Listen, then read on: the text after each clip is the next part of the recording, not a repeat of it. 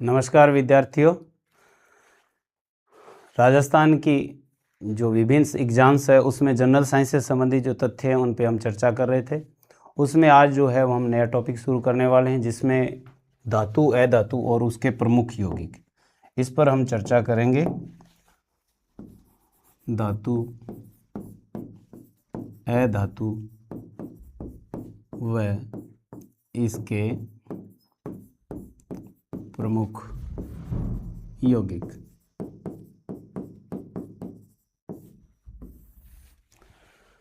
तो सबसे पहले हम देखते हैं कि धातु ये क्या होता है। तो मेंडलीफ ने आवर्त सारणी बनाई, आवर्त सारणी, और आवर्त सारणी का निर्माण किया था मेंडलीफ ने। तो आवर्त सारणी के अंदर धातुएं कहाँ रखी है उसने, या उनको कहाँ व्यवस्थित किया है, तो आपको ध्यान में रखना है कि आवर्त सारणी के अंदर बाईं ओर, आवर्त सारणी में बाईं ओर तथा मध्य में स्थित। तो पहली इंपॉर्टेंट बात तो ये है कि आवर्त सारणी में ये कहाँ है, तो आपको याद रखना है ये कहाँ स्थित है। तो ये बाईं ओर स्थित है और मध्य में स्थित है। और अधातु साथ में देख लेते हैं। तो अधातुएं दाईं ओर स्थित है, दाईं ओर स्थित है। तत्व जो है वो ठोस, द्रव, गैस, ये अलग अलग अवस्थाओं के अंदर है। जिसमें से अगर हम बात करें भी, नॉर्मली जो धातु है वो ठोस अवस्था के अंदर पाई जाती है। और क्या क्या विशेषता होती है और वो देख लेते हैं। तो सबसे पहले तो धातुएं जो है वो आवर्त सारणी में कहाँ है, तो इस प्रश्न का उत्तर आपको ध्यान होना चाहिए कि ये बाईं ओर और मध्य में स्थित है, और अधातुएं दाईं ओर स्थित है। अब हम बात करते हैं कि धातुओं की विशेषता या गुण क्या क्या है। तो धातुओं की विशेषता या धातुओं के गुण, धातुओं के प्रमुख गुण। तो धातुओं के प्रमुख गुणों की बात करें तो पहला जो धातु का गुण आता है वो आता है आघात वर्धनीय। आघात वर्धनीय यानी चोट सहने की क्षमता जो होती है वो धातुओं के अंदर होती है।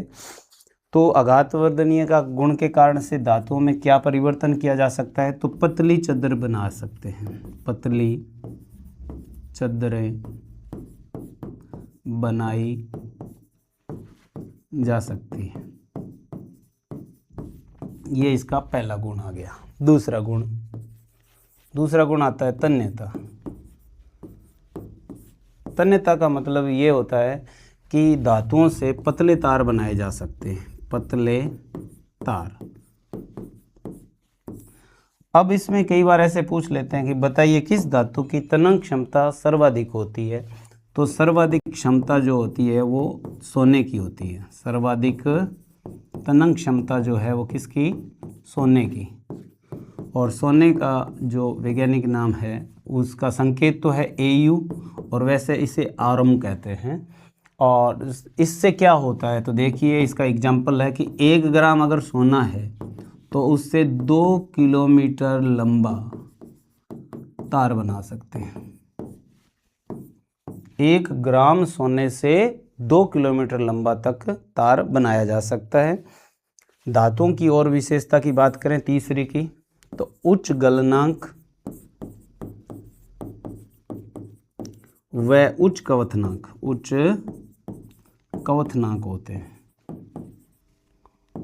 उच्च गलनांक और उच्च कवथनांक होते हैं। गलनांक और कवथनांक, इस पे अगर हम चर्चा करें तो हमने पूर्व की जो वीडियो है उसमें भौतिक परिवर्तन और रासायनिक परिवर्तन बताया है। उसके अंदर मैंने गलनांक और कवथनांक को खूब अच्छे से डिस्क्राइब किया है। फिर भी हम रनिंग में इसको देख लेते हैं कि वह तापक्रम जिस पर कोई ठोस द्रव्य में बदले गलनांक है, वो तापक्रम जिस पर कोई द्रव गैस में बदले वो कवथनांक होता है। वो टेम्परेचर जो होता है वो गलनांक और कवथनांक को परिभाषित करता है। तो उच्च गलनांक और उच्च कवथनांक होते हैं। ताप चालकता, चौथा गुण है ताप चालकता।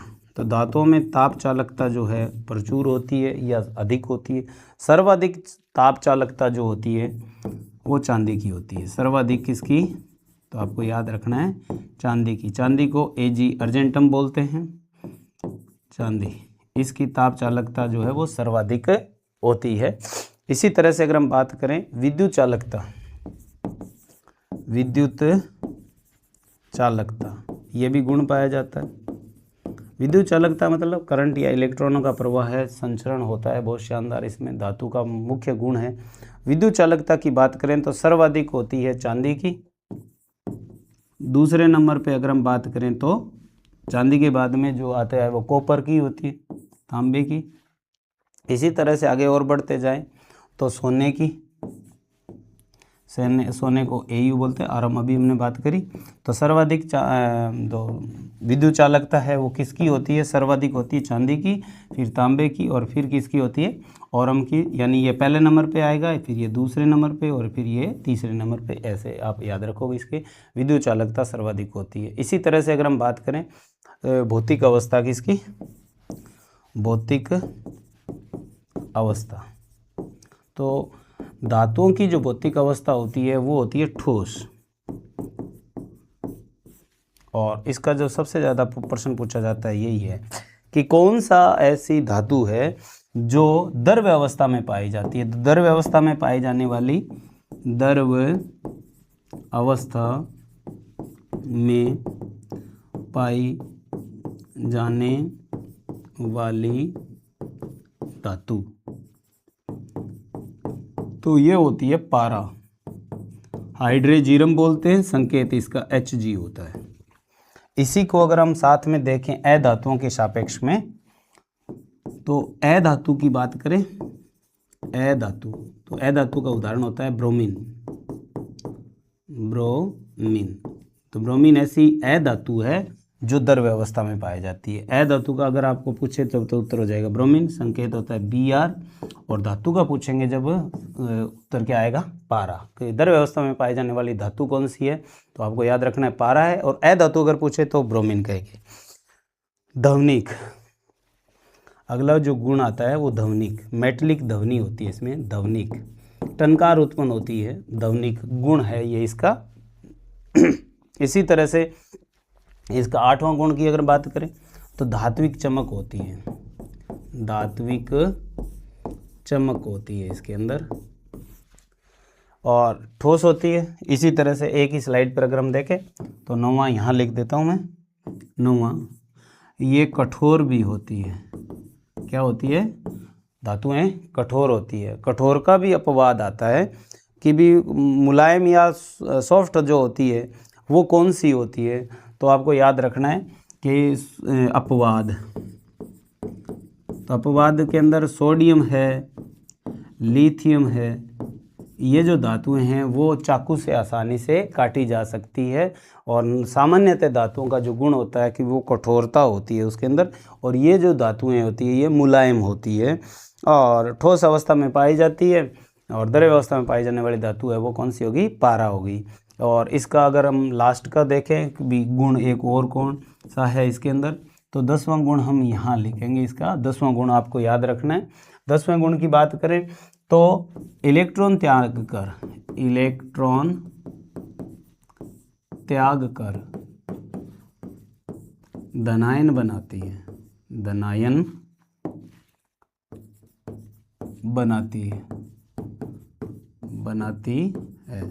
तो धातुओं का ये 10 गुण हैं। उम्मीद करता हूँ कि आपको अच्छे से समझ में आया होगा। एक बार रिपीट कर लेते हैं अपने इसको, धातुओं के प्रमुख गुण, और इसके जो ऑपोजिट हो जाएंगे, हम वैसे पढ़ने की आवश्यकता नहीं, इसके ऑपोजिट जो होंगे वो अधातुएं हो जाएगी। तो धातुओं के गुण अगर आपको अच्छे से याद हो गए तो उसके साथ साथ में आपको अधातुएं भी याद हो जाएगी।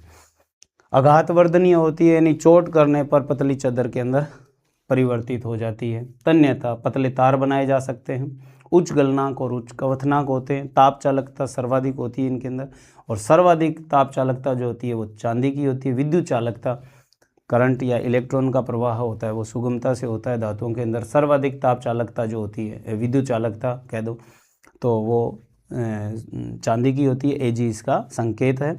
और दूसरे नंबर पर कॉपर का, और तीसरे नंबर पे जो होती है वो औरम यानी सोने की होती है।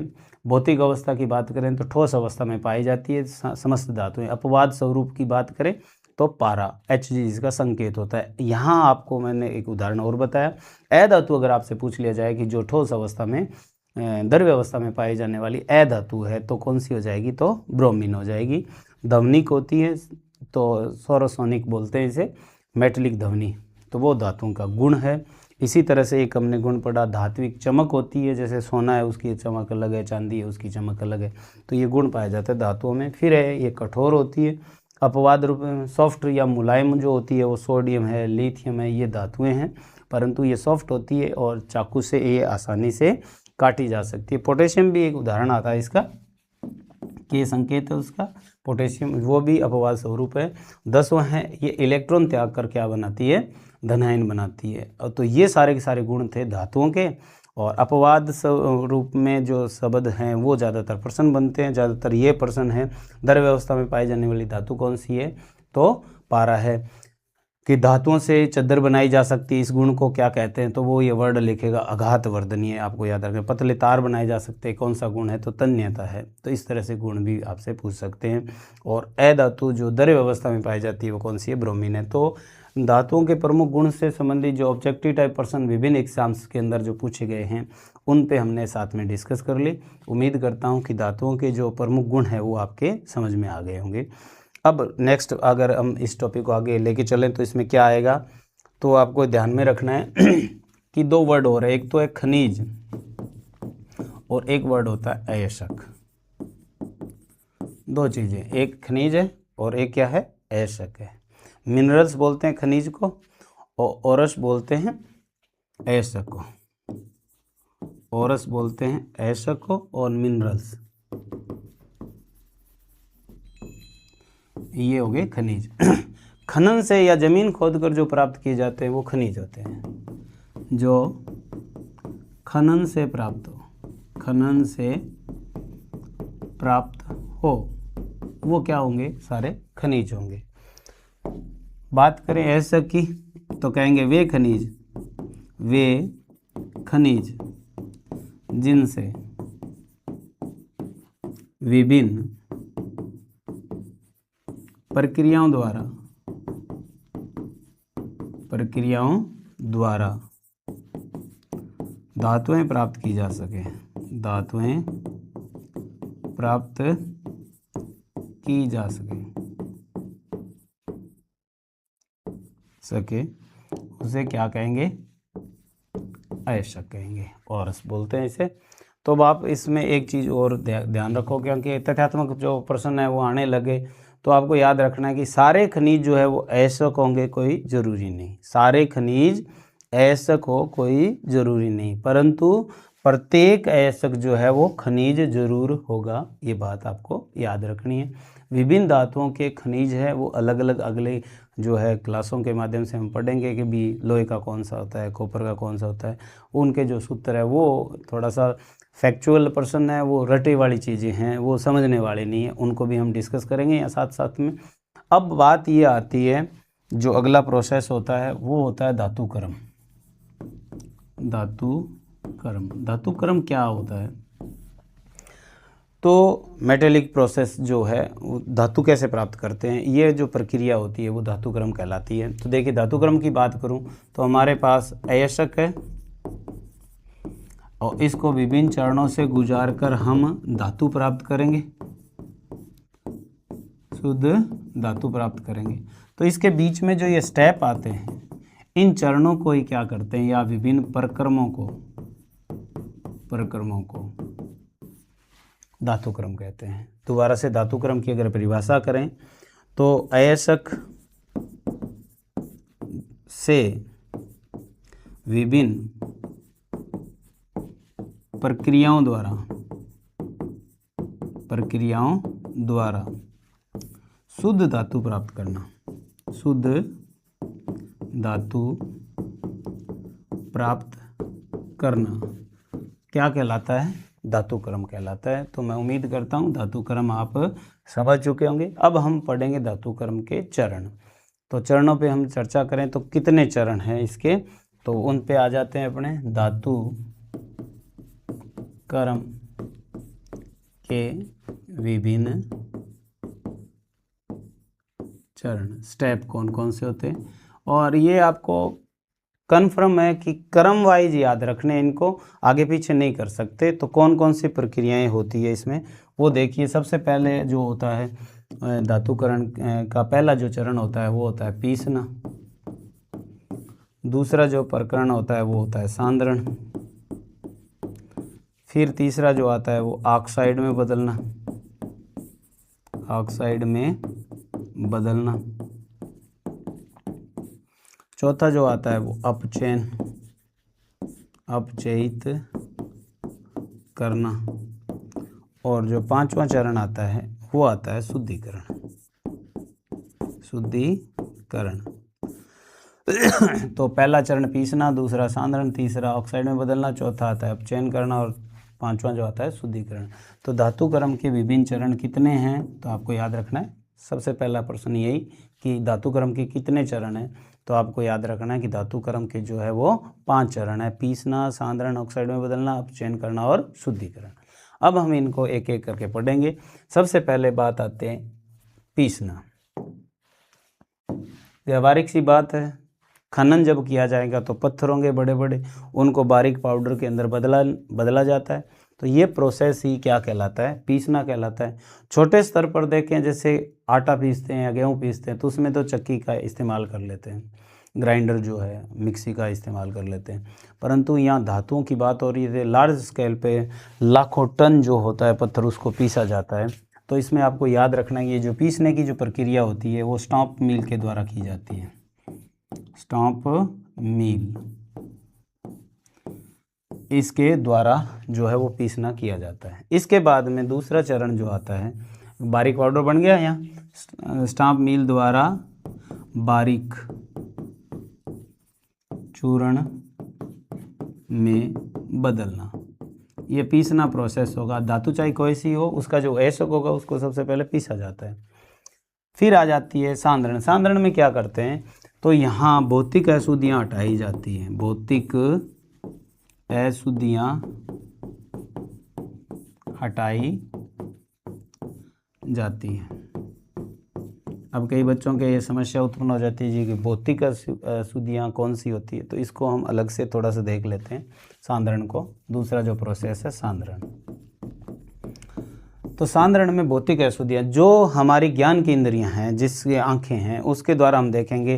तो लार्ज स्केल पर पीसा हुआ ऐशक हमारे पास है, उसमें हम देखते हैं कि उसमें मिट्टी है, धूल के कण जो है वो मिले हुए हैं, कोई कचरा अन्य मिला हुआ है, धातुओं के अलावा की जो अशुद्धियाँ हैं वो हमारे को दिख रही है, उनको हटाना है। उसके जो प्रकरण है वही क्या कहलाते हैं, सांद्रण कहलाते हैं। तो सांद्रण का मीन हुआ भौतिक अशुद्धियों को हटाना। इसकी अगर हम बात करें तो इसके 4 स्टेप हैं। पहला जो चरण है वो है गुरुत्वीय पृथक्करण, गुरुत्वीय पृथक्करण। तो सांद्रण के कितने चरण, 4 प्रकार हैं। सांद्रण कितने तरह से कर सकते हैं तो 4 प्रकार से। पहला प्रकार आ जाता है गुरुत्वीय पृथक्करण। दूसरा जो आ जाता है वो आता है चुंबकीय पृथक्करण, चुंबकीय पृथक्करण। तीसरा जो प्रक्रिया आ जाती है वो आ जाती है झाग पलवन, झाग पलवन। और चौथा जो चरण आता है सांद्रण का वो आ जाता है रासायनिक विधि, रासायनिक विधि। अब ये जो 4 विधियां हैं, इन चारों विधियों में सबसे पहले तो हमारे को कॉमन एक चीज़ देखनी है, वो है सिद्धांत इसका। सबसे पहले तो क्या देखना है, सिद्धांत। फिर कैसे करते हैं, किससे करते हैं, ये बाद की बात है। सिद्धांत, गुरुत्वीय पृथक्करण, ये मेथड लगभग सभी धातुओं के सांद्रण में प्रयोग में लिया जाता है।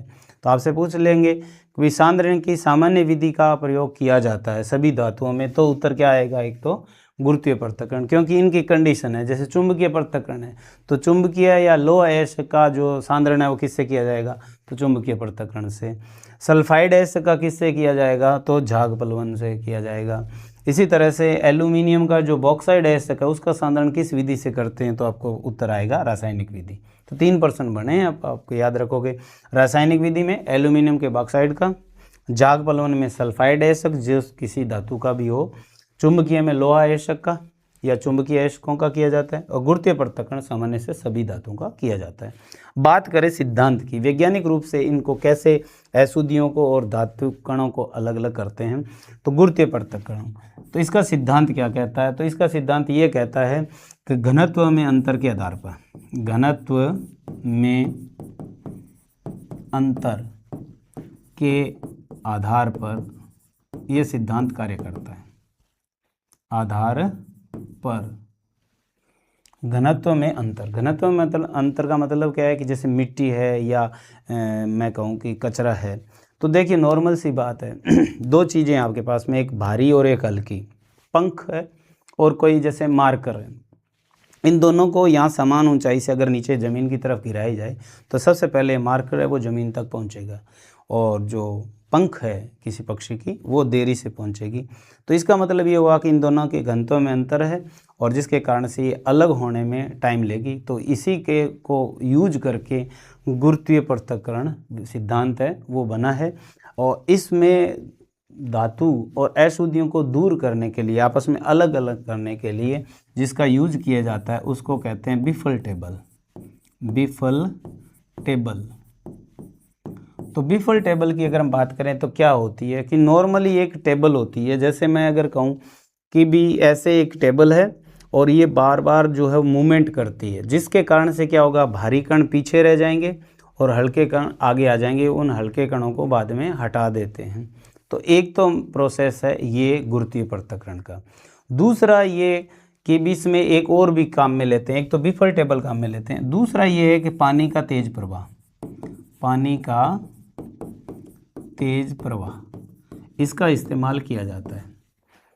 फुहारे से पानी छोड़ा जाता है, इधर से ये जो पीसा हुआ अयस्क था वो डाला जाता है, और जो हल्के कण होंगे वो पानी के प्रवाह के साथ में बह जाएंगे, और भारी कण होंगे वो नीचे वहीं गिर जाएंगे। तो इस सिद्धांत पर भी यानी घनत्व में अंतर हो गया, तो ये गुरुत्वीय पृथक्करण में शुद्धिकरण कर लिया जाता है। ये तो बात हुई गुरुत्वीय पृथक्करण की। अब बात करते हैं चुंबकीय पृथक्करण की। तो चुंबकीय पृथक्करण में क्या करते हैं कि चुंबकीय या लोह धातु के अंदर इसका इस्तेमाल करते हैं। तो देखिए कैसे होता है, इसका चित्र से अगर हम समझें तो चुंबकीय पृथक्करण में एक व्हील ये है और एक व्हील ये है, ये दो व्हील है। इसमें से एक व्हील जो है वो सामान्य रबड़ का या कह सकते हैं लकड़ी का बना हुआ है, और दूसरा जो है वो चुंबक का है। मान लेते हैं चुंबक का व्हील है, ये चुंबकीय चक्र है, ये चुंबकीय चक्र है मान लीजिए, और ये सामान्य है, सामान्य वाला तो ये है और चुंबकीय वाला दूसरा है। तो आपको याद रखो कि चुंबकीय वो है। अब इस पे क्या करते हैं, एक फट्टा लगा देते हैं, पट्टा चौड़ा होता है, वो लगभग इतना चौड़ा, लगभग फुट के आसपास चौड़ा पट्टा होता है। अब इसकी मूवमेंट जो है वो इधर करते हैं, तो यूँ घुमाएंगे इसको, इधर से ऐसे घूमेगा, ये बिजली से इसे जोड़ देते हैं। यहाँ क्या करते हैं, ऊपर की तरफ से यहाँ पीसा हुआ अयस्क है, पीसा हुआ अयस्क, उसको यहाँ से डाला जाता है। ये पीसा हुआ अयस्क है, ये डाला। अब इसको चालू करा मान लो, तो यहाँ क्या करेंगे, यहाँ ऐसे डिवाइडेशन लगा देंगे एक, ये पीसा हुआ अयस्क यहाँ इसके ऊपर से चलता जाएगा। जैसे चुंबक के संपर्क में चुंबकीय कण आएंगे वो इस पट्टे के साथ में चिपक जाएंगे, और ये इसके साथ साथ में आते जाएंगे, यानी वो गिरेंगे नहीं। ये तो हो गए चुंबकीय कण, समझ गए। अब हम देख लेते हैं जो अशुद्धियाँ हैं, ये अशुद्धियाँ मान लीजिए, ये अशुद्धियाँ हैं, इसमें हाईलाइट कर देता हूँ मैं थोड़ा सा, अशुद्धियों को गुलाबी कलर से दिखा देते हैं। ये अशुद्धियाँ हैं मान लीजिए साथ में इसके, क्योंकि RS 96 के अंदर ये प्रश्न आया हुआ था, आप याद रखोगे। ये अशुद्धियाँ हैं जो गुलाबी रंग की, ये जो है वो क्या है, अशुद्धियाँ। मैं डायग्राम के साथ में लिख देता हूँ, अशुद्धियाँ। अशुद्धियाँ पिंक कलर के अंदर। जैसे ही ये घूम के आएगा चक्कर, तो यहाँ आते ही क्या होगा, क्योंकि चुंबक अपनी ओर आकर्षित नहीं करेंगे, ये अचुंबकीय है, तो इसकी ढेरी यहाँ हो जाएगी, यहाँ ढेरी होगी। ये जो एरिया है ये कहलाता है बाहर की ओर, बाहर की ओर। और क्या चीज़ है, अशुद्धियाँ। अब धातु के जो कण हैं, धात्विक कण जो हैं, वो यहाँ गिरेंगे, ये यहाँ गिरेंगे, धात्विक कण, या कह सकते हैं सांद्रित अयस्क, सांद्रित अयस्क। तो सांद्रित अयस्क तो गिरते हैं अंदर की ओर, अंदर की ओर, और अशुद्धियाँ जो है वो बाहर की ओर। 96 के अंदर आरएस के अंदर भी ये प्रश्न पूछा हुआ है, तो आप ध्यान दोगे, अभी मैंने डायग्राम से स्पष्ट किया। आपसे पूछेंगे कि चुंबकीय पृथक्करण में सांद्रित अयस्क जो है वो किस ओर गिरते हैं, अंदर या बाहर। तो सामने डायग्राम में स्पष्ट दिख रहा है आपको कि धात्विक जो कण हैं वो किस ओर गिर रहे हैं, अंदर की ओर गिर रहे हैं। वैसे ऑप्शन 4 बनाते हैं, तो एक में लिख दिया अंदर की ओर, एक में लिख दिया बाहर की ओर, एक में लिख दिया दाईं ओर, कई कहेंगे बाईं ओर। तो वो आपको दो तो ऑप्शन कंफ्यूज करने के लिए, जो बच्चे इसको नहीं पढ़ा इन्होंने, तो वो उनके लिए हो गया। बाकी के तो 2 ही उत्तर बनेंगे, या तो अंदर की ओर या बाहर की ओर। तो अशुद्धियाँ तो बाहर की ओर, और धात्विक या सांद्रित अयस्क है वो अंदर की ओर। इस तरह से शुद्धिकरण कर लेते हैं, फिर इसको आगे के प्रोसेस के लिए लेके जाते हैं। तो अब आप देखिए, गुरुत्वीय पृथक्करण का सिद्धांत, घनत्व में अंतर के आधार पर चुंबकीय पृथक्करण जो है वो चुंबकीय कण चुंबक की ओर आकर्षित होते हैं, इस सिद्धांत पर कार्य करता है। बात करते हैं झाग-पलवन विधि की। तो झाग-पलवन विधि को हम अलग से कर लेते हैं। झाग-पलवन विधि का पहले सिद्धांत देख लेते हैं। सिद्धांत क्या कहता है, अशुद्धियाँ पानी में भीगती है, जबकि धात्विक कण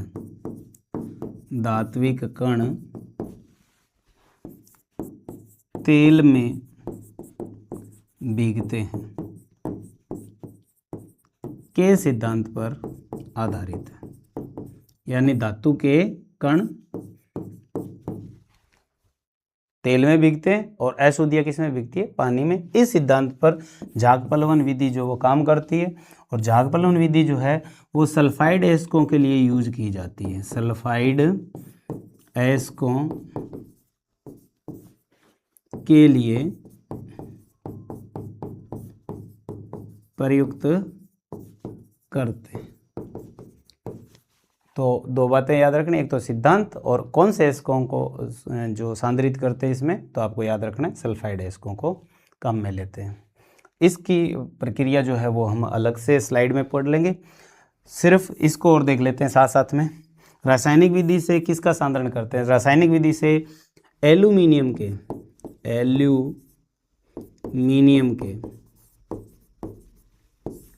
का संकेत Al होता है, एल्यूमिनियम के बॉक्साइड, एल्यूमिनियम के बॉक्साइड, एल्यूमिनियम का जो बॉक्साइड अयस्क है उसका सूत्र होता है Al2O3 का सांद्रण किस विधि से करते हैं, तो आपको याद रखना है कि एल्यूमिनियम के बॉक्साइड अयस्क का सांद्रण जो है वो रासायनिक विधि से करते हैं। अब हम समझ लेते हैं झाग-पलवन विधि कैसे काम में लेते हैं। तो देखिए, झाग-पलवन को समझने के लिए, झाग-पलवन, तो सबसे पहली तो खास बात ये थी कि ये सल्फाइड अयस्कों के लिए प्रयुक्त होती है, सल्फाइड अयस्कों के लिए प्रयुक्त। अब इसके अंदर अगर हम बात करें तो सिद्धांत हमने पहले लिख ही लिया कि भाई धातु के कण जो तेल में भीगते हैं और अशुद्धियाँ जो है वो पानी में भीगती है। इस सिद्धांत पर तो ये काम करती है। झाग-पलवन करते कैसे हैं उस प्रोसेस को समझते हैं। तो देखिए, सबसे पहले एक टैंक होता है, ये सपोज करिए ये कोई टैंक है। इस टैंक को 75-25 के अनुपात में 2 हिस्सों में बांट लेते हैं। सपोज करिए ये 2 हिस्सों में बांट लिया। अब इसके अंदर क्या करते हैं इसमें पीसा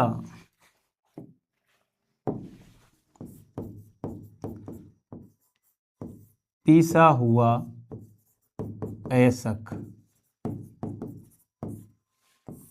अयस्क पानी में गूंथकर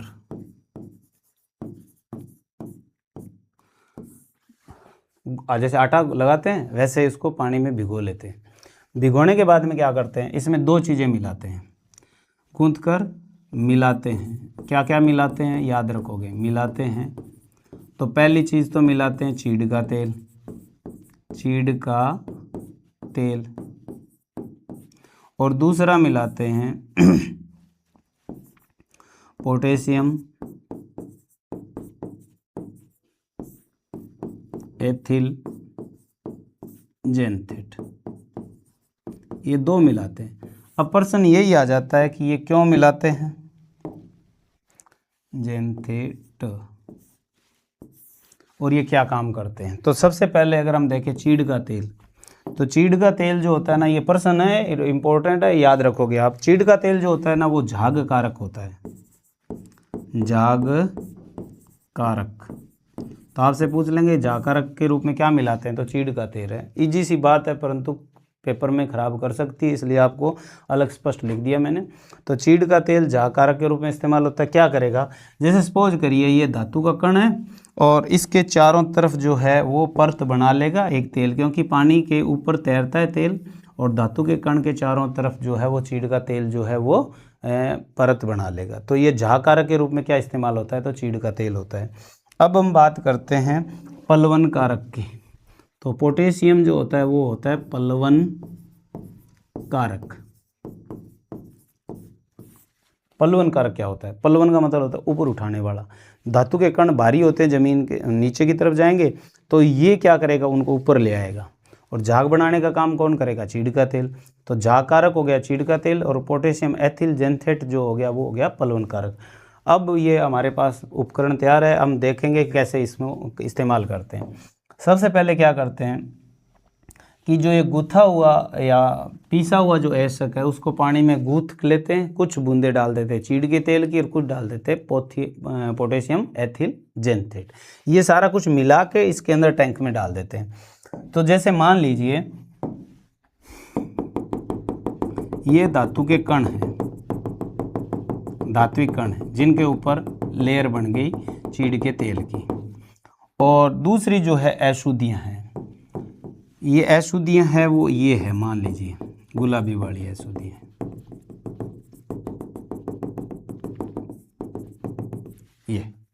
ये अशुद्धियाँ हैं। तो गुलाबी रंग से है वो तो क्या है, अशुद्धियाँ, ठीक।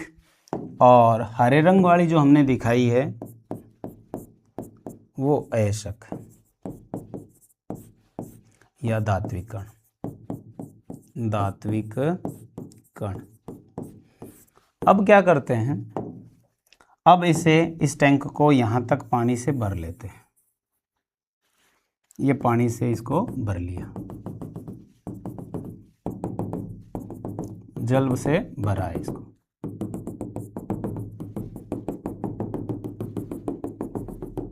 ये जल भर लिया, समझ में आई बात आपकी। अब क्या करते हैं, एक प्रोसेस और करते हैं कि इसमें एक पाइप लगाते हैं ऐसे छिद्रित। ये जैसे मान लीजिए पाइप है, इसके अंदर लेके गए और ये छिद्रित पाइप है, ये दोनों सिरे इसके बंद है, परंतु इसके अंदर यहाँ छेद है। इसके अलावा यहाँ एक व्हील लगाते हैं, जैसे मान लीजिए ये व्हील लगाया, और इस व्हील का घूर्णन जो है वो इस वे में करते हैं। अब यहाँ से हवा जो है वो इसमें प्रवाहित करते हैं। हवा जैसे भरेंगे इन छेद के अंदर से, हवा जो है वो इस टैंक के अंदर आएगी और ये सारा मथा जाएगा। मथने पर क्या होगा, झाग कारक अपना काम शुरू करेगा और ये धातु के कण के ऊपर पतली सी फिल्म बना लेगा और पोटेशियम एथिल जेंटेट है वो इस झागों को ऊपर ले आएगा। ऊपर ले आएगा तो इसमें से सिर्फ ऐशक जो है वो ही ऊपर आएंगे, वो झाग के रूप में आ गए, ये यहाँ झाग के रूप में यहाँ आ गए, ये यहाँ आ गए और ये आते आते यहाँ इसके अंदर आ जाते हैं, ये आ गए सांद्रित ऐशक, सांद्रित ऐशक, ये दूसरे हिस्से के अंदर आ जाते हैं। इसको साथ में क्या करते हैं, धोते भी हैं। यहाँ क्या करते हैं कि इधर से एक फुहारा लगा लेते हैं, ऐसे ये फुहारा लगाया मान लीजिए, और इससे ये पानी लगातार टपकता रहता है तेज गति से, तो ये साफ भी होते जाएंगे साथ के अंदर से। तो ये तो पानी का फुहारा आ गया। इस टैंक के अंदर सांद्रित ऐशक होगा, अशुद्धियाँ भी इसमें बचेगी, अशुद्धियाँ बचेगी इसमें। तो ये प्रोसेस था हमारा झाग पलवन विधि। सल्फाइड ऐशक के अंदर यूज किया जाता है। इसमें चीड़ का तेल है वो झाग कारक है और पोटेशियम एथिल जेंटेट है वो पलवन कारक है। अब प्रश्न ये निकलता है कि झाग किसके बने होते हैं, झाग सांद्रित ऐशक के होते हैं, सांद्रित ऐशक के बने होते हैं और ये झाग है। ये क्या चीज़ है, तो आप याद रखोगे ये झाग है और झाग दूसरे में ट्रांसफ़र हो रहे हैं। मैंने कलर से भी इसको बता दिया। तो नॉर्मली अगर हम बात करें धातु क्रम की, तो आज की क्लास के अंदर हमने धातु क्रम के 2 चरण है वो कंप्लीट कर लिए। 3 चरण जो है वो नेक्स्ट वीडियो के माध्यम से पढ़ेंगे। आज जो हमने डिस्कस किया उसको हम थोड़ा सा रिवाइज करके फिर आगे के प्रोसेस में इसे लेके चलेंगे। तो सबसे पहले आज की जो क्लास थी उसके अंदर हमने शुरुआत की धातु अधातु प्रमुख यौगिक। आवर्त सारणी में बाईं ओर और मध्य में स्थित होती धातुएं होती, अधातुएं दाईं ओर स्थित होती है। धातुओं के प्रमुख गुण पढ़े, आघातवर्धनीय पतली चदर बना सकते हैं, तन्यता पतले तार बना सकते हैं, उच्च गलनांक उच्च क्वथनांक होते हैं, ताप चालकता होती है सर्वाधिक चांदी की, विद्युत चालकता होती है सर्वाधिक चांदी की, दूसरे नंबर पर कॉपर की, भौतिक अवस्था में ठोस पाई जाती है, अपवाद स्वरूप में है पारा। और अधातु अगर पूछ ले तो ब्रोमीन ध्वनिक होती है, इसके अंदर धात्विक चमक होती है और इलेक्ट्रॉन त्याग कर धनायन बनाते हैं। फिर हमने पढ़ा खनिज, खनन से जो प्राप्त हो वो खनिज, और ऐशक पढ़ा तो वे खनिज जिनसे धातुएं प्राप्त की जा सकती है ऐशक कहलाते हैं। प्रत्येक ऐशक जो वो खनिज होगा, परंतु प्रत्येक खनिज ऐशक को कोई जरूरी नहीं। धातुक्रम पढ़ा, ऐशक से विभिन्न प्रक्रियाओं के द्वारा शुद्ध धातु प्राप्त करना धातुक्रम कहलाता है। ऐशक से विभिन्न प्रक्रियाओं द्वारा शुद्ध धातु प्राप्त करना धातुक्रम। धातुकरण के 5 चरण हैं, पीसना, सांद्रण, ऑक्साइड में बदलना, अपचयन करना और शुद्धिकरण। 2 चरण हमने आज कंप्लीट किए। एक पीसना पड़ा, स्टॉप मिल, इसे बारीक चूर्ण के अंदर बदला जाता है। सांद्रण, भौतिक अशुद्धियों को हटाया जाता है। भौतिक अशुद्धियों को हटाने की प्रक्रिया ही सांद्रण कहलाती है। 4 प्रकार का से किया जाता है। गुरुत्वीय पृथक्करण जो घनत्व में अंतर के आधार पर आधारित है। चुंबकीय पृथक्करण, चुंबक अपने लोहे की वस्तुओं को अपनी ओर आकर्षित करती है, ये सिद्धांत हो गया। झाग पलवन जो है तो अशुद्धियाँ पानी में और धात्विक कण जो है वो तेल में भीगते हैं, इस सिद्धांत पर कार्य करती है। सल्फाइड ऐशक में यूज की जाती है। रासायनिक विधि सिर्फ एल्यूमिनियम के बॉक्साइड ऐशक में यूज की जाती है और बॉक्साइड का सूत्र होता है Al2O3। इसी तरह से अगर हम बात करें कि हमने गुरुत्वीय पृथक्करण में विफल टेबल का इस्तेमाल किया और पानी का तेज प्रवाह इस्तेमाल किया। चुंबकीय पृथक्करण को हमने समझा, चुंबक का जो टायर है या चक्कर है उस ओर से जाएगी, मैंने डायग्राम से बताया कि जिसमें अशुद्धियाँ बाहर की ओर गिरती है और सांद्रित ऐशक है वो अंदर की ओर गिरते हैं। ये झाग पलवन विधि पढ़ी हमने। झाग पलवन विधि के अंदर चीड़ का तेल जो है वो झाग कारक है और पोटेशियम एथिल जेंटेट जो है वो पलवन कारक के रूप में इस्तेमाल होता है। और फिर गूंथ लेते हैं आपस में, इनकी चीज़ों को मिलाकर पानी हवा का तेज प्रवाह जो इसमें प्रवाहित करते हैं, झाग बनते हैं। झाग जो होते हैं सांद्रित ऐशक के होते हैं, दूसरे टैंक में इस चक्कर के घूमने से इसमें ट्रांसफ़र हो जाते हैं और यहाँ हमारे पास सांद्रित ऐशक हो गए और इस इधर वाले हिस्से के अंदर अशुद्धियाँ बच जाती हैं। तो ये थे आज की क्लास के अंदर धातु अधातु के जो धातुक्रम है उस टॉपिक पर हमने चर्चा की। नेक्स्ट वीडियो के माध्यम से फिर बाकी का जो है धातुक्रम को हम आगे लेके चलेंगे। तो आज की क्लास को यहीं विराम देते हैं।